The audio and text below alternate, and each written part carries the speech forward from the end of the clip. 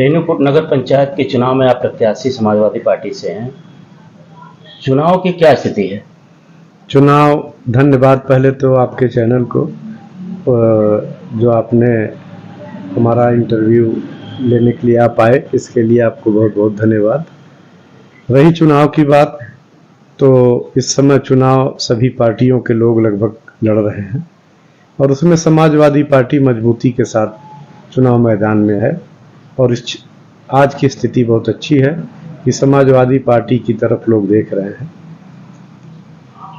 जिस तरह से सरकार ये कह रही है कि गुंडे माफियाओं को हमें बाहर करना है और उस पे वो काम भी कर रही है, इस पे आप क्या कहेंगे? सरकार की अच्छी पहल है और ऐसे लोगों को राजनीति में जगह नहीं मिलना चाहिए, लेकिन जो लोग ये बात उठा रहे हैं कि माफियाओं गुंडों को मैंने ये कर दिया वो कर दिया और तमाम तरीके की बात अपने बयान में दे रहे हैं, तो सन 2005 की बात को, घटना को अपने मीटिंग में कुछ लीडर ने, भाजपा के नेताओं ने उठाया कि मैंने यहाँ पे एक व्यक्ति जो चुनाव लड़ा उसका पर्चा गड़बड़ था और उसका चुनाव मैंने निरस्त करा दिया और वो चुनाव जीतने के बाद भी कोर्ट से हमने उसको अलग करा दिया चुनाव। उस पर मैं कहना चाहता हूँ कि सन 2005 में मैं चुनाव लड़ा था मुर्धवा से और जीता भी था, लेकिन मेरे ऊपर एक मुकदमा था जो मेरे बचपन में स्कूल पीरियड में, स्कूल के टाइम का था, जिसको मैंने बड़ा संज्ञान में नहीं लिया और उसमें वो आपराधिक मुकदमा नहीं था, वो एनडीपीएस का मुकदमा था जिसमें कोर्ट ने हमें सजा सुना दिया था। फिर मैं अपील में जब गया कोर्ट में, बड़े कोर्ट में गया, तो वहां से मैं बाइज्जत बरी हो गया और वो मुकदमा वहीं खत्म हो गया। उसके बाद से आज तक मेरे ऊपर कोई भी मुकदमा किसी भी न्यायालय में विचाराधीन नहीं है। अब किसी के ऊपर बचपन में एक मुकदमा हो जाए तो उसे आप इतना बड़ा माफिया, गुंडा, बदमाश, इतना बड़ा बड़ा उपाधि आप लोग दे रहे हैं मंच के माध्यम से, तो मैं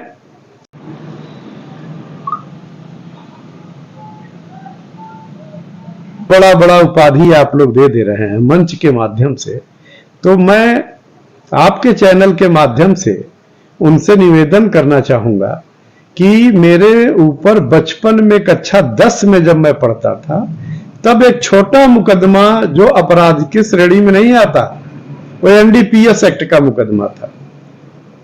उसके अलावा मेरे ऊपर कोई भी मुकदमा किसी भी न्यायालय में विचाराधीन नहीं है और जिसके ऊपर कोई मुकदमा न हो, उसका कोई आपराधिक इतिहास न हो, उसको आप मंच के माध्यम से ये संदेश दें कि माफिया है, गुंडा है, बदमाश है, ये है, वो है, ये हम उनको संदेश देना चाहेंगे कि अच्छे लोगों के मुंह से शोभा नहीं देता। जिन लोगों के ऊपर तमाम बड़े बड़े मुकदमे हैं, इस नगर में भी लोगों के ऊपर बहुत ज्यादा मुकदमे हैं, उनकी चर्चा ये लोग नहीं करते और जिनके ऊपर एक भी मुकदमा नहीं है उसको गुंडा, माफिया और यहाँ का बदमाश बनाते हैं। अभी भारतीय जनता पार्टी के पदाधिकारी ने ये कहा कि आप जो है कि नगर निकाय की समस्याओं को दूर करेंगे, यहाँ की जमीनों का जो मामला है उसमें आपका कोई हस्तक्षेप नहीं करेगा, जबकि योगी जी स्वयं कहते हैं कि अगर कोई अवैध जमीनों पे बसा हुआ है तो उसको गिराने का काम ये सरकार करेगी।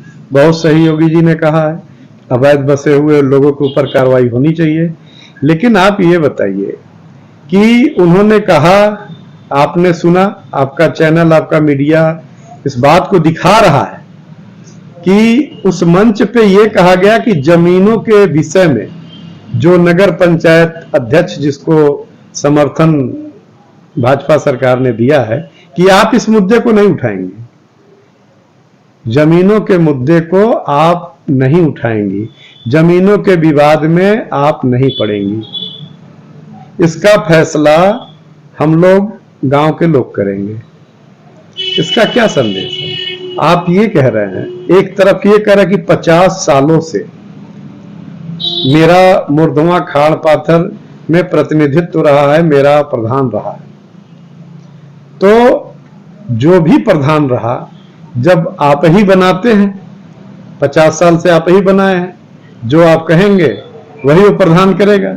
फिर आपने एक प्रधान बनाया, आप ही कह रहे हैं कि मैंने सुनील गुप्ता को प्रधान बनाया, तो आप ही प्रधान बनाए और आप जो उनको कहेंगे सुनील गुप्ता जी को वही करेंगे, मतलब जनता की कोई समस्या का सुनवाई नहीं। इसका क्या संदेश है?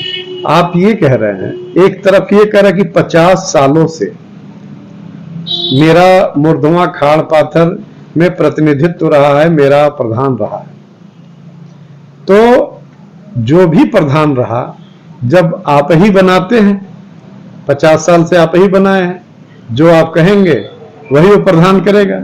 फिर आपने एक प्रधान बनाया, आप ही कह रहे हैं कि मैंने सुनील गुप्ता को प्रधान बनाया, तो आप ही प्रधान बनाए और आप जो उनको कहेंगे सुनील गुप्ता जी को वही करेंगे, मतलब जनता की कोई समस्या का सुनवाई नहीं होना है, जो आप कहेंगे वही सुनील गुप्ता जी करेंगे।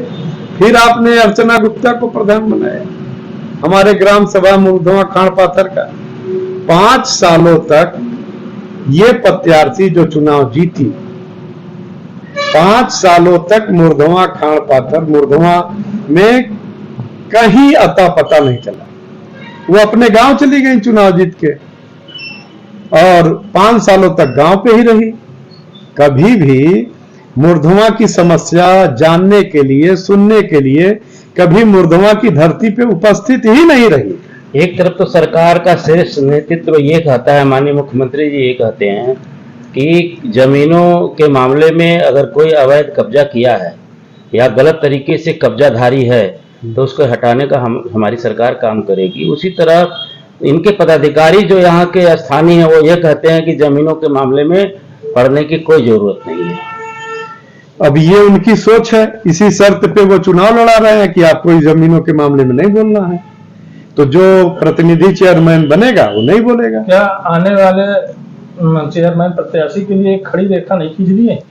बिल्कुल, जब आप उनको समर्थन दे रहे हैं, आपकी पार्टी समर्थन दे रही है, तो जो नगर का चेयरमैन बनेगा निर्णय वो लेगा कि निर्णय आप लेंगे?